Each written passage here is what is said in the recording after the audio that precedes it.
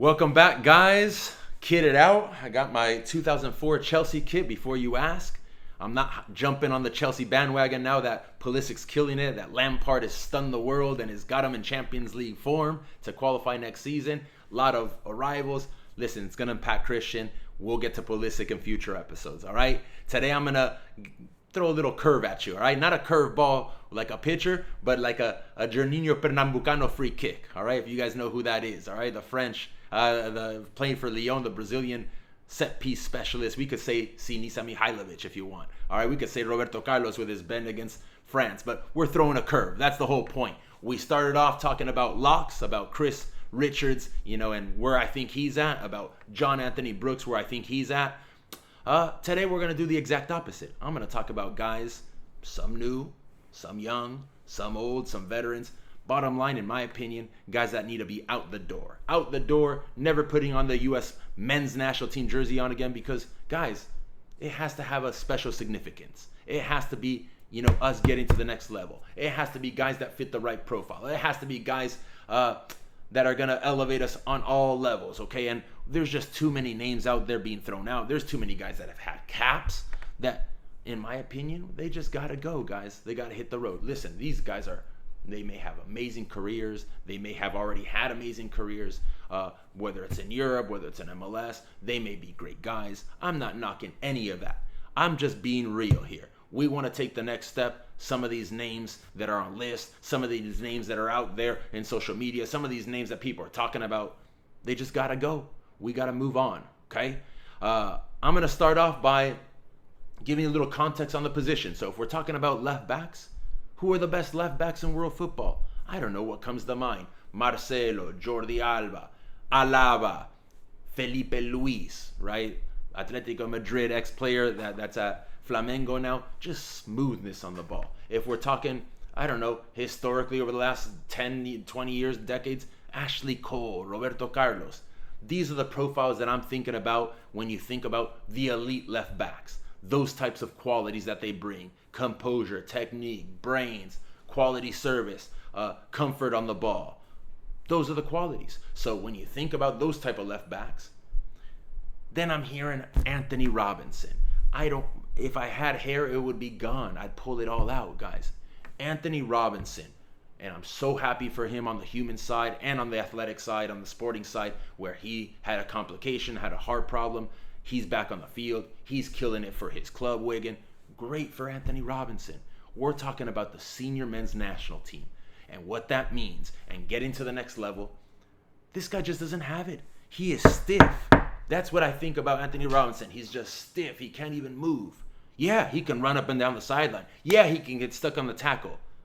But technically, he's a disaster. I have no other word to say about it. I could be a lot meaner than that.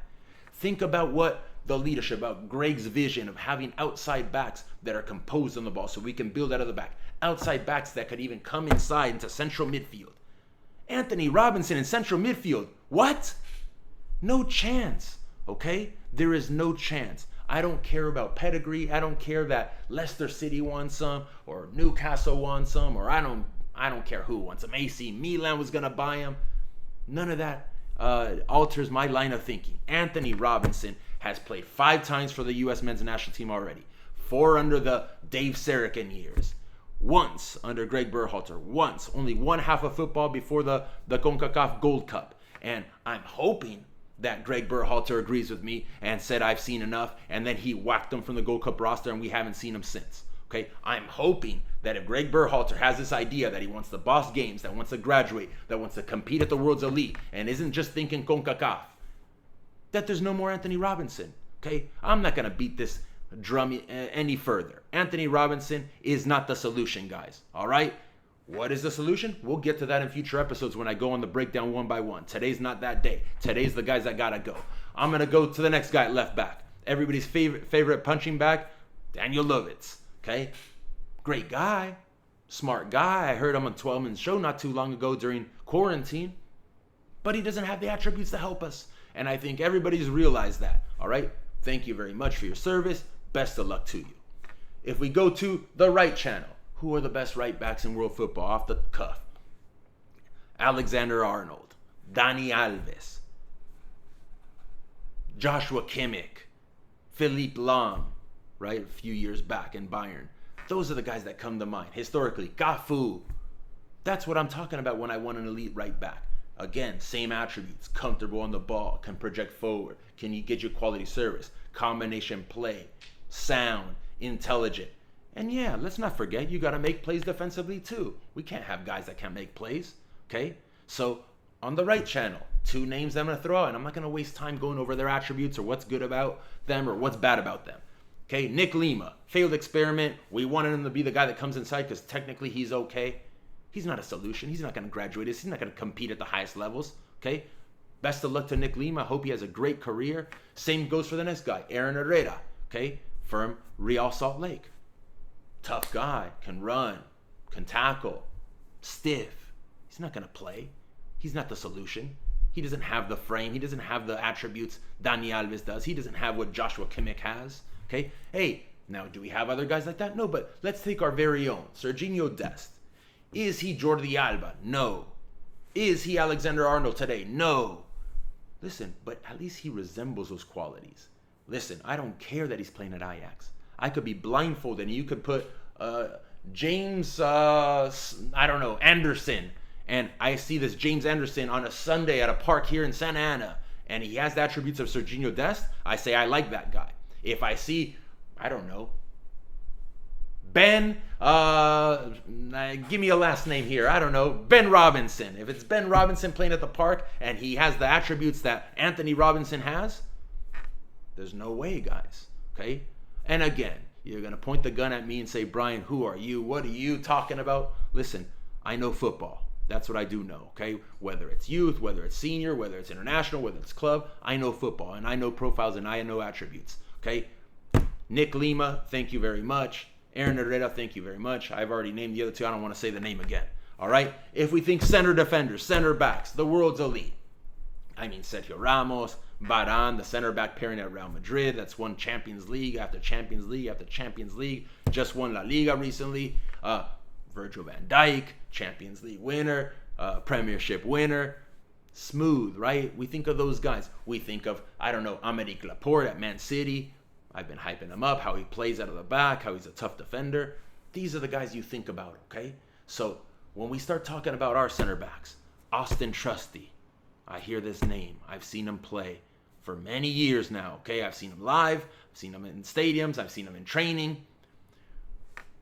The reality is he has nothing to offer our senior men's national team. The reality is when you see him on the ball, it looks like, when you watch, the thoroughbreds, a Kentucky Derby, and they have the little blinders on the horses so the flies don't get in their eyes. That's what Austin Trusty has when it comes to playing soccer. He just doesn't see it. Is he a specimen? Sure. Can he rough you up and win an aerial duel? Great.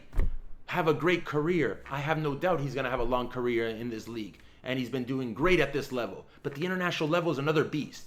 Austin Trusty cannot handle that. Abubakar Keita, somebody that I've talked about, in a negative light over the years. I think it was everybody's punching bag. Everybody saw it last summer at the U20 World Cup. Well, nothing changes. So what? In MLS, he has a couple nice games. In MLS, you know how much time and space you have on the ball? You don't have any of that at the international level, okay? He is not at the level to play international football. Cameron Carter-Vickers, everybody, Cameron Carter-Vickers, such a good season on loan.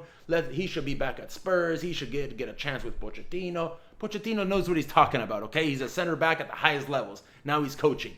No thank you. Take him on loan. Jose Mourinho comes in. He calls him back in. He's going to have a chance.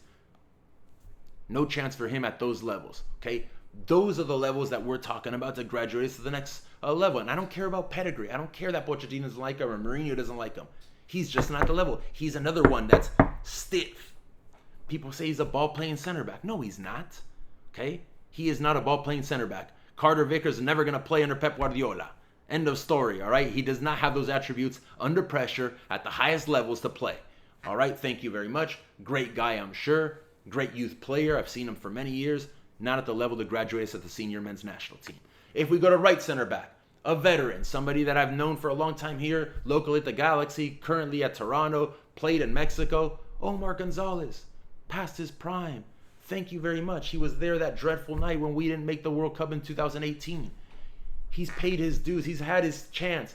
out the door. Thank you very much. I'm not going to waste another breath on that, okay? Because this is a long episode and I'm going parched already. If I go to right center back, more guys. There's plenty on this list. The Walker Zimmerman. Fantastic at FC Dallas. Very good under Bob Bradley here at LAFC. Now he's at Nashville. Good for him. Senior men's national teams, international level is a different level, guys. The Walker Zimmerman's never going to offer us anything moving forward, okay? Last guy in the central defense, another guy that I've tracked and I've seen for many years, Salt Lake Academy, Justin Glad. Youth national teams, RSL, inconsistent. Some starts, some no starts. January camps, still hasn't got a cap. But I ask myself, why? He's never going to be of the level, okay? Don't tell me about, he could develop. He's still young. He's still got the... No, I don't know. He's 23 years old, 24 years old. It's not going to happen for Justin Glad at the senior men's national team level. He could have an illustrious, great MLS career. He could maybe make the jump and play in Europe. Good for Justin Glad. I want you guys to understand that at the senior men's national team level, I grew up with it, obviously, and I've cited it many times, spotlight in Argentina through my heritage for many years. You know how many super mega international cracks, captains of their Inter in Italy or Lazio in Italy, that wouldn't get called up? Okay? There's so many internationals that play everywhere.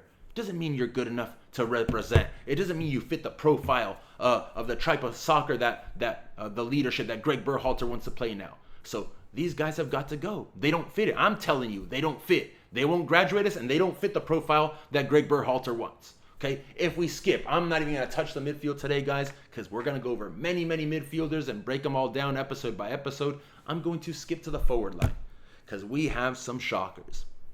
If you think of wingers, best wingers in the world game today, I think Neymar, I think Hazard, I think Jadon Sancho, I think Raheem Sterling, I think Mahrez, I think, there's so many out there. If you think of the last decade, Robin and Ribery, if you think of now Kingsley Coman, there's just so many good wide players that do the work. They have technique, they have brains, they're dynamic, take you off the dribble, take you off combination play, can cross, can shoot, could come inside, okay? Those are the models that I think of. So when somebody says Jonathan Lewis, or when I see Jonathan Lewis capped or called into senior camp or called into Olympic camp, I scratch my head and I don't understand. Okay? Jonathan Lewis has one thing going for him. He is fast. He has pace. I don't deny that. But what does he do with that pace? Nothing. He doesn't know how to use it. He's just a straight runner. He doesn't make the right decisions. He can't combine. He can't finish. He has no final product. He can't cross. I just don't see it, guys. And I don't know why this guy's been given so many opportunities, but those opportunities have to come to an end. Okay? If we are going to take this next leap, it's done for Jonathan Lewis. Thank you very much. Have a great career, Jonathan Lewis. Take your football to Europe, stay in MLS, enjoy it. You're just not good enough for the senior men's national team. And here comes another one. Corey Baird, someone that I know well. San Diego kid, down south here from LA, played at Surf, made the move to Real Salt Lake Academy. Good player, okay? Youth national team setups. Went to Stanford, won multiple national championships. Rookie of the year, I think, if my memory serves me right. Great rookie campaign in the MLS. Okay, I can see why he was called up. He's cerebral. He's a smart player. His movement off the ball is good, right? In terms of what the staff wants from the wingers in this pool. But come on, Corey Baird's going to elevate us? No chance. He's a good kid. He's a good player. I think he's going to have a great career. But no, guys, we move on. There's no way, given the winger pool that we have coming through with Pulisic, with Reina, with Giannis, with Wea. We have so many talented wingers that there's no room anymore, guys, for some of these average Joes. Okay? If we switch to the right side, again, guys, Mahrez, Hakim Ziyech, Luis Figo, these types of players. Okay? We even have our own, right? Christian Pulisic. He actually resembles these guys. Is Christian Pulisic Eden Hazard? People are saying that. No, he's not. Is Christian Pulisic at the level of Ribery or Robben? No. He's just getting started. But his traits, his profile resembles those players. Okay? That's just a reality. So think of those types of players. Now you're going to talk to me about Brooks Lennon. It seems like I'm having a field day with Real Salt Lake. Listen, they've produced. I've given them credit. They've produced great players that have gone on to be professionals. That's it. Senior men's national team up here, guys. That's what we need to get to. That's what we need to aspire to. I gave the Chile example. We have players. We have talent. Now it's about selecting the right ones and working with the right ones. Brooks Lemon's never going to do it, guys. Okay? Brooks Lemon can't even tie shoes of our predecessors, of the ones that have failed. What are we talking about? Last name on the list in terms of the white players for today. Bofo, okay? Sebastian Saucedo, currently at Pumas, ex-RSL product. I know him well. He at least has technique, okay? Technically, he's sound. What I don't rate about Bofo is his decision-making. He is a guy that wants the ball always at feet. He comes and gets it and does his own thing, historically at RSL. Now, if I'm to confess, I will be honest, I haven't watched him at Pumas, but I've seen him live for, I don't know, 8 years now. I don't need to see more to know that Bofo does not have what it takes at the international level. End of story. Okay, his decision-making is terrible. He has no tactical discipline. He's all over the field. These are all reasons why I'm assuming he had no success or consistency at RSL. If he does it in Liga MX, if he's got a manager that's grounded him and told him his specific role and how to execute his role, and he's doing well, great for Bofo. He does not graduate us at the national team level. He is not the right profile with the other guys that are so far ahead of him or will be ahead of him potentially in the near future. Let's go to the 9. We have 2 guys that I scratch my head every single day. Every single time I read these guys' names, I've seen them live, I've seen them up close and personal, and I need to see no more. Okay? Mason Toye, Minnesota United. I get it. There's guys that are paid to write and they work for the league, MLSsoccer.com. So when a guy has 2 or 3 good games in a row, like this guy did, and he scores some bangers against LAFC, that was a fluke. That is not Mason Toye's skill set. Okay? Is he fast? Yeah, he's fast. Can he run in behind?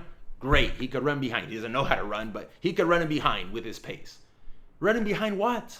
Okay? The way we want to play football, a controlled system, okay, against teams that are going to be in a low block in our region at least. He offers you 0, nothing. I don't want to waste another breath. I'm going super parched now, okay? Jeremy Abubase, okay? I hope I said it right. Portland Timbers striker. Known him well, many years. Okay, I went up against him out on the East Coast. I flew my Chivas USA Academy team. We played in the quarterfinals. He ousted us in double overtime. Good left foot, good youth player. Just doesn't have it at the international level. Doesn't have it up here. Doesn't understand the game. Doesn't read the game. He could have scored 5 goals on the LA Galaxy in the MLS is Back tournament, and it's not going to change my perception of the player. He does not have it to play at the highest levels, to represent our senior men's national team. Okay? He doesn't have the skill set. He doesn't have the brain. He doesn't have the technique. And the end. Who are the best 9s in the world? I don't know. Lewandowski, Luis Suarez, Firmino. These are the ones I think of. Agüero. These are the ones we think of. What does Mason Toye or Jeremy Abubase resemble to those guys? I'll wait. Okay, I know, crickets.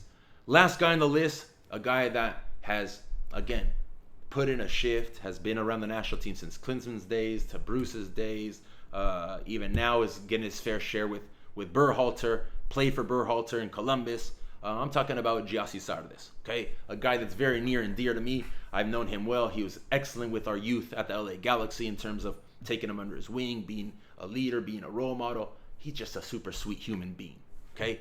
He scored his goals. He's had his fair share, but Gyasi isn't the solution moving forward. That's the reality. If we want to take it to the next level, Gyasi serves no purpose to us, okay?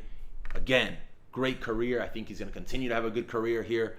Fantastic for him. Great kid, great family. We have to move on. Okay, that's just the reality.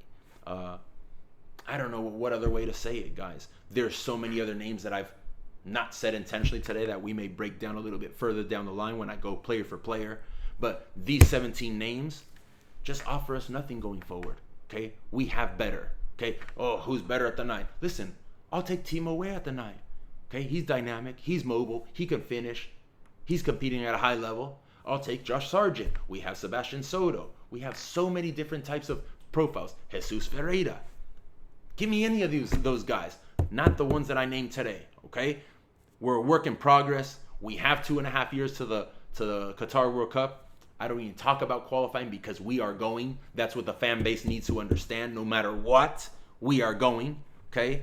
So moving forward, we have to bring in players that fit the profile. of what our manager wants and what we need at the international level. Hey, let's not reinvent the wheel. Let's find guys that have similar profiles and qualities to the world's elite. Duh. We always want to reinvent the wheel here. We always want to stick with the base, with the athleticism, with the muscle. Can he win a first ball? Can he tackle? Can he buzz around the park? Can he cover 14 kilometers? Those days are over if we want to make a leap. Okay? I need everybody to understand that. I'm 100% behind it in terms of moving us forward. I can align my thought process and the style of football I like with what Greg Berhalter is saying his vision is. So I think there's few that are geared to comment on the types of players that Greg Berhalter can or should want on his national team. All right, here it is, guys. Those are the 7 teams names for today. We're gonna keep going name by name. Yes, we're gonna move on next week to future lock starters, guys that I think are indispensable today to the national team and 2.5 years down the line, because that's where we need to aim, is progress and moving us forward, having an identity, having a national team, like I said about Chile, that is respected anytime we step on the field. No more inferiority complex. These 17 guys, I would step on the field with one of them and I'd be like, we are inferior to our opponent. That's why these guys got to go. All right, that's it, guys. Let's surround our superstar Christian Pulisic with the right guys. Let's make him feel better. Let's give him positions to be successful. That's the objective here. We'll keep going over our national team player pool. Shoot me some mail, guys. Shoot me some hate mail. Tell me I don't know what I'm talking about. Tell me that Jedi Anthony Robinson is the next coming of, I don't know, Roberto Carlos. All right? Enjoy, guys.